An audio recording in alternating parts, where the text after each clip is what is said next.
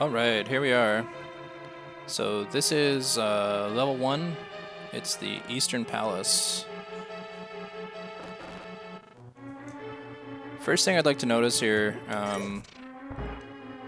is this is definitely the wrong way. When we look at this, there's a point blank 2/3 chance that you're going to go in the wrong door, right? There's this locked door, there's this other door. We know that we can smash the pots, but there's these open doors here. And when you go in, immediately you're asked to look at the layout of that previous room. You can get a feel for, okay, so now I'm in the wrong spot. How do I get to that correct spot? Right? So I go back out here. I'm obviously going to smash this pot in the middle. And I go into the right direction. Again, in here, it's like, okay, so there's these little critters walking around on the ground. All I have to do is walk straight up. And I'll see, okay, so there's this little tiny, like 1 or 2 pixel line right here. There's just a tiny little line. And I can see that that opens and closes the doors just by walking into it. So right off the bat, we're learning stuff as we go along. Okay, so there's this passage in here. We can see the treasure on the bottom right-hand side there. There is a way to go and get it, but I think I'll save it for later. There's a section where you come back through in the Dark World, and I may or may not have enough cash to pick up the open door for the Palace of Darkness. So right here you can see down below there's a gigantic, huge treasure chest. You're like, hey, how do I go and get that? Right, you can see it. There's a pedestal, and there's the side of the chest. Tantalizing, right? So I'm gonna go this way. There's this kind of almost like a puzzle. It's like a preliminary kind of a baddie puzzle. Here's these guys. They're blocking the door. It also teaches you that these skeletons jump up and down because you're gonna try and hit them, and then they're gonna jump away. Later on, there's much worse skeletons. The red ones will actually shoot a bone at you when you do that. These guys are nasty. I'm regretting not picking up the magic powder before coming into this dungeon. You can use it on those guys as changes them into a fairy. So again, we're learning in this section here, there's different levels. We can see what they look like. Yes, I've got the chest. It had the map. Nothing of real consequence. But we can see that, okay, there's going to be multiple layers, right? And I don't think that really gets used in the next dungeon at all. But then as we go along, it becomes really important to have that perspective that you see, okay, so there's this lip here, there's this edge up here. Basically, this dungeon is like the tutorial for dungeons. It's like, how do you do a dungeon, right? You can see that there's other pathways below. You can see that there's stuff going on different levels. And we really have to think about it, spatially. We have to look at exactly where we're going, what we're doing as we walk through. Okay, so here's some more skeletons. I'll catch that with the boomerang there. There's a trick that you can do here. I got 3. I think there's a way that you can get 1 guy there. Again, I'm no world record player. I'm happy with my 10 arrows. And the compass. So it's just basically just feeding us these items. You know, here's the compass, here's the map. What do we see on the map with the compass? We see that big chest. We see that there's only 2 floors. We're almost through the dungeon, or it appears that we're almost through the dungeon. And then up on the 2nd floor there, we've got that little flashing skull up there. That's what the compass has brought us. Okay, so we continue on. There's these little mental telepathy blocks here. Link, it is I, Sahasrara. I can talk to you telepathically when you touch these tiles. Oh, good to know. Here's a hint. You can use the treasure hidden in this palace to defeat armored foes. Right, so there's some stuff in here. We haven't met anything yet with armor. And then immediately, okay, so here's that room. Oh, here's the treasure, right? That's the big treasure. Oh yeah, I forgot. We got that ice rod last time, didn't we? Bing! There we go. What about the ice rod? Can I use the ice rod to defeat armored foes? Okay, so we just easily breeze through that room. There's nothing there. Then there's this dark room. The dark rooms are interesting. Again, if I had the magic powder, this would be almost moot, but there's this sense of urgency to run around here. And if we go back, you know, if we walk backwards in there, there's a good chance, especially as a new player, that you'll wind up getting hit by those guys and knocked around a little bit. By the, those fire guys. I forget what their name is. Pobos? Maybe? Anyways, we got the key. It was under one of these vases in here. Navigating the dark room. And now I got this key that opens this lock over here. Very convenient, very straight line.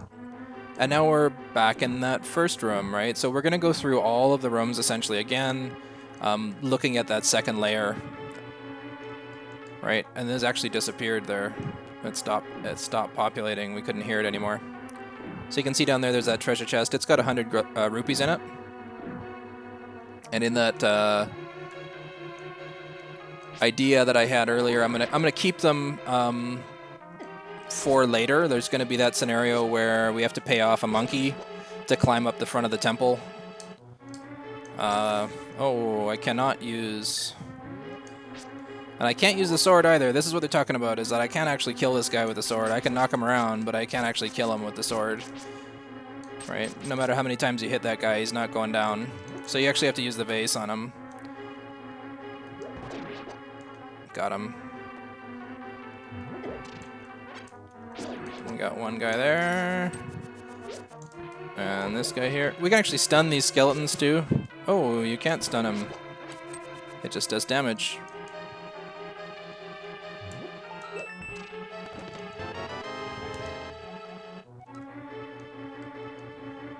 Okay, so that guy's gonna come bouncing out of there. No, he's not. I'm going this way. So I got the big key door right there. And then these push blocks. How do you get out? Push. Right? So we basically learn here there's only one push on each of these blocks. We can't push it down the hall. We can't interact with it any further after pushing the one block forward. Okay, and again, it cycles us back around to where we need to go. It's clever design. Fighting the same bad guys again. Fill up my magic power a little bit. And here we get the Booby-Trapped Bow and Arrow. So now it gives me an option to fight these guys that fall from the ceiling. I'm actually just going to hit them one time each. This guy, oh, ditch that one. And run like stink up to the door up here. So there's a secret here where you can jump down into this larger vase. Very similar to some other locations that you can drop down. Just so happens I've got a net. I can catch these fairies down here. Okay, so it's getting serious now. You got big door after big door opening up here.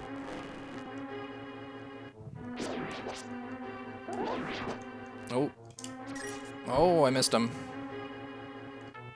That guy's gonna open his eye up. Oh, and it's the wrong one. Okay, we gotta shoot this guy. And we get the key. There's some cash in here. It's like $100 or something. Again, the magic powder makes those guys into fairies, which is just so like it's overpowered is not fair. Basically, they just become full health anytime that you want to walk in there at this stage. There's so many of them in this level, it makes it a joke. But you do have to go a long ways out of your way. You have to know where the mushroom is in the forest. And then you have to go all the way out to the witch. And for the amount of time this dungeon takes, it's probably not worth it to go and do that. Tempting. If you spent a long time like exploring the map before you got to that point, like where you were ready to go into this dungeon, you probably would have that mushroom and you probably would have talked to the witch. Okay, so now we just entered the room. There was a big marking on the floor back there, and it's like almost boss time. Okay, so I'm gonna try and load one of these guys, and nope, doesn't let me. Ah, I missed the second shot on that guy. Boom. Okay, I'm gonna pick up some extra arrows and I'm good to go. So here we are at the first boss. Gonna stand in this position here and shoot him until they all die.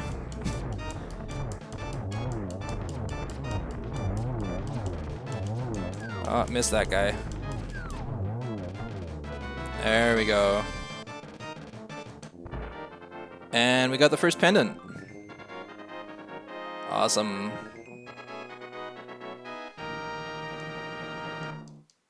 So that was a strategy that was based off of something that was online. I mean, I've seen a lot of people do it that way. I remember back in the day when I was a kid, that would probably take me a good like 10 minutes running around the room and just totally bent.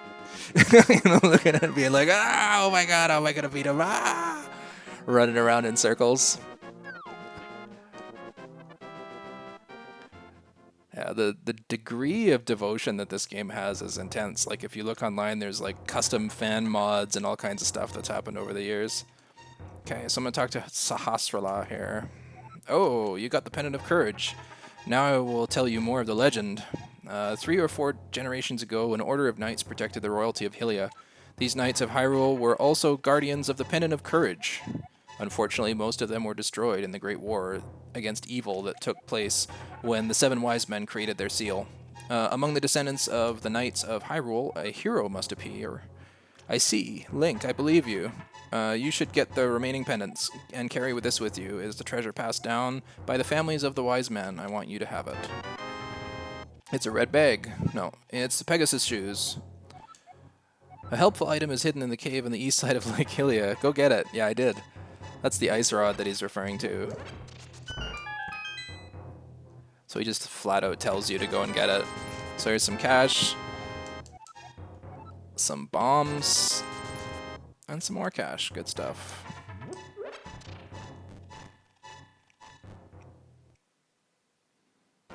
Cool, so here we are again. Gonna have a look at the map. We have a couple more locations. We have the smaller location over here, this little desert exercise over here, and then we have the Master Sword up in the corner there. Looks like a funny kind of a light bulb. And the Tower of Hera up at the top of the map.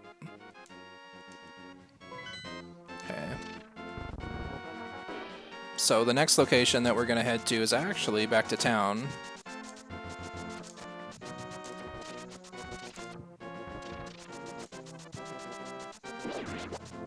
To get that book. There was a book in the library way back in town, and we need that to get to the next dungeon.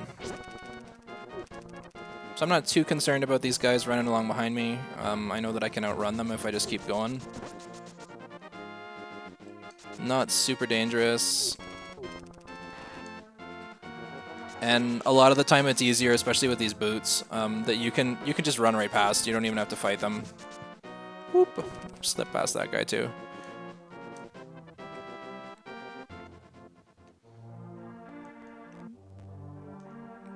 Give these guys another shot on the way by. I've got these speed boots now. I don't think that's going to help though, because I'm not going to go and dash in here. I don't think. It actually probably takes longer to do the startup than it does to give you any benefit for the running along on here. If you can reach the goal within 15 seconds, we'll give you something good. Go! Wow, already?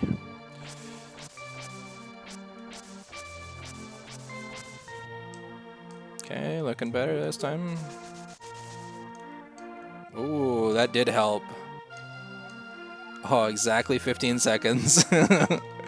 Yay! Got the piece of heart. Waste of time.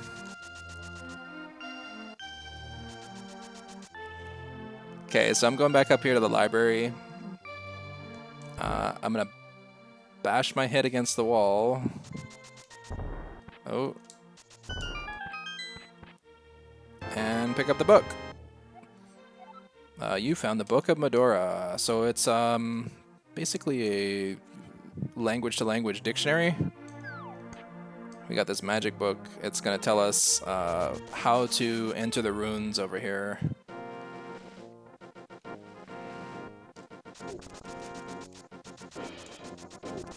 Run past the guards some more. So it's interesting to kind of look at the way that the game is set up. We notice that there's a lot of kind of cycling back in the same regions. You gain a little bit of power, and the things that you saw previously are not as dangerous, right? So you know that you have... initially, it was like coming through this area, I was running for my life. I was basically unable to really focus on fighting the enemies. If I wanted to, I probably could now. I got a little bit more health, I got a couple of weapons. But as you go along, you get stronger and stronger, and it's really that kind of power fantasy that we're talking about, where, like, as you play the game, your character becomes, you go from being that little guy with, no defenses to somebody you got a full mastery over all of the stuff that's going on around you in the game. Okay, so I've got a location in here that I'm going to hit with a bomb. I'll talk to this guy in the meanwhile. Aha, it is the Book of Medora. With it, you can read the language of the Hylia people. Thanks, guy. Got another piece of heart. Is it a full heart? Yeah, it's a full heart. All right, I got 4 of those now. 4 makes a heart. So I'm heading to the west in the desert.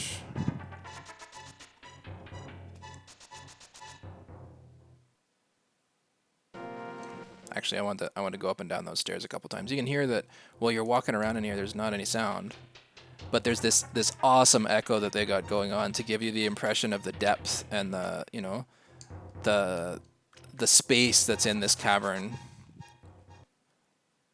When you go into a normal room, like if you go into a normal zone with that type of a staircase without the cave setting, it just goes tick, tick, tick.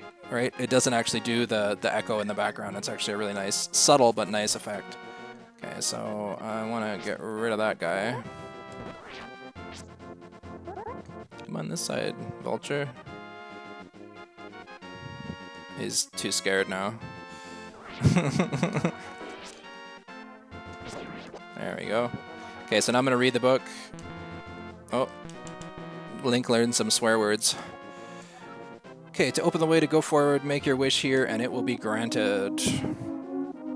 Dee-dee-dee-dee-dee-dee. Yay! My wish is that those large green rocks roll around a little bit. Apparently. Okay, so I'm gonna switch over to... Well, let's go for the boomerang. Stuff to pick up, I'm sure. Got these little guys running at me here. I'm gonna try and get past. Ooh. Knock that guy out. I'm gonna go in here first. And there is a chest. And it's got the map.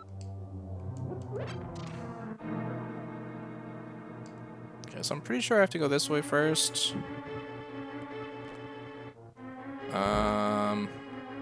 That is... I think the worm above me is actually the big treasure chest. So it is. But I do want the health hiding in there.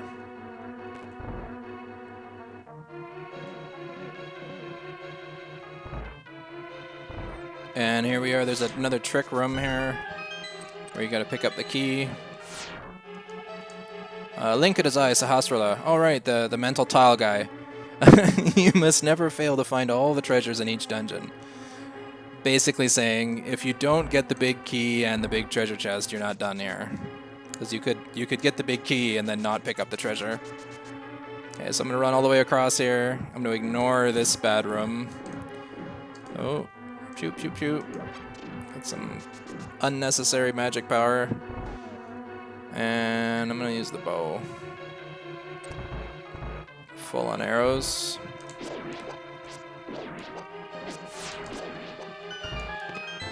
Got the compass. Are we lucky? Oh, I'm lucky. got right through those cannonballs. Can I do it on the way back? No, I can't. Too bad. That's okay. It's only 1 health. Okay, so now I'm gonna run all the way back across the top. There's all these other pathways and stuff going on down below I'm not too terribly concerned about. They kind of loop you back around. It's mostly dead-end stuff. Gonna grab this chest. And it's got the strength glove. Or power glove. Great, okay. So... I think I'm good with the bow. Quick reassessment is always good now and then. I'm gonna run over here, run all the way down on this side. Avoid that sandpit monster and run through the door. So in here there's one of these bricks. I forget which one. Maybe this one? No. There it is. And it brings you into this room with some fairies. Come back. There's one. So if you're low on health or something, you can go in there and grab them. And then down here, way, way down here, there's a piece of heart and a vulture. Didn't even trigger the vulture there. So here's one of those scenarios where we're actually dipping out of the dungeon. The dungeon is interior, like it's got the interior and then these dirt mounds, right? You can kind of come out from the dirt mounds. If we go over this way, one of those dead ends actually leads to that place there where you fall out and you have to start the entire dungeon again. But this is the real start of this dungeon, right? After you've gotten your initial, you got the power glove, you can get into the second part here. And we're going into the place where we're going to fight the boss. So this section here is a little bit dangerous. I'm going to hang out in the doorway. So we got a bead on where they're going. Oh. Ah. Getting knocked out by the tiles here. I'm looking for a key in the pods. I forget which pod it is. There, this one. Get away from me. There. So in some of the scenarios where you face those those flying tiles rather, you actually have to kill them all. I don't know what purpose that room serves. That one that we were just walking through there. Just positioning, I guess.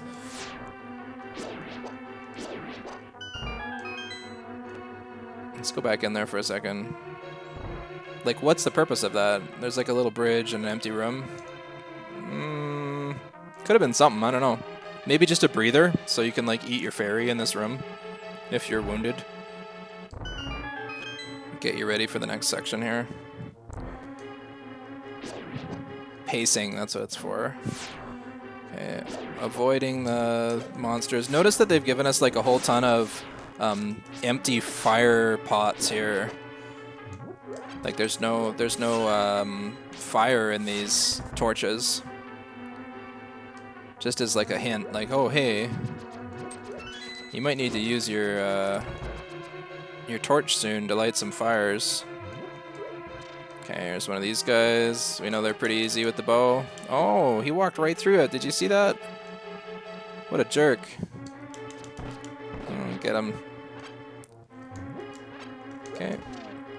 So again, we come to the dead end here, and there was that hint previously, and now we see these 4 torches. I remember the first time not having any clue. But pretty straightforward.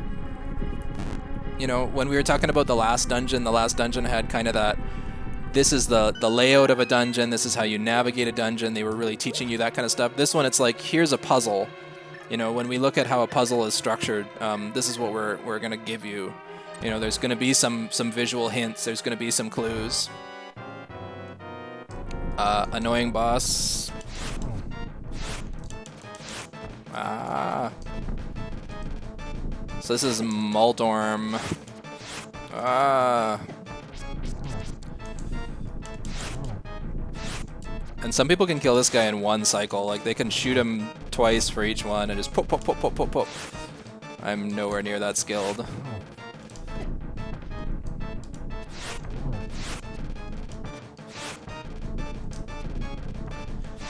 We're almost there. Phew! Oh, he just totally dodged it. There's one. Oh. And we really want to kill the last two at the same time here, otherwise it becomes very difficult because he starts shooting 8 rocks out when he hops up out of the ground. Oh no, get him! Oh no, I got only 0 arrows. Oh, I'm screwed. This guy's gonna totally make mincemeat out of me.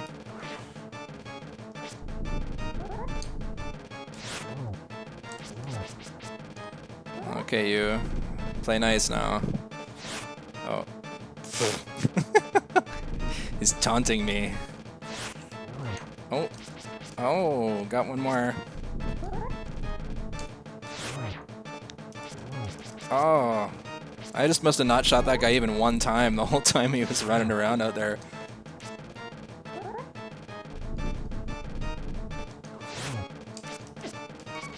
Uh-oh.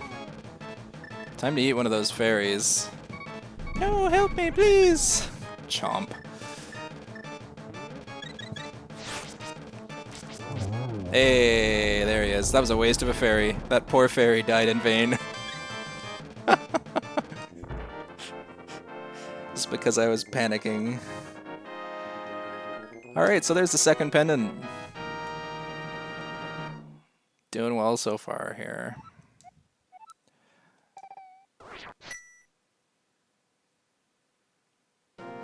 So that leaves us pretty much stranded in the middle of the desert.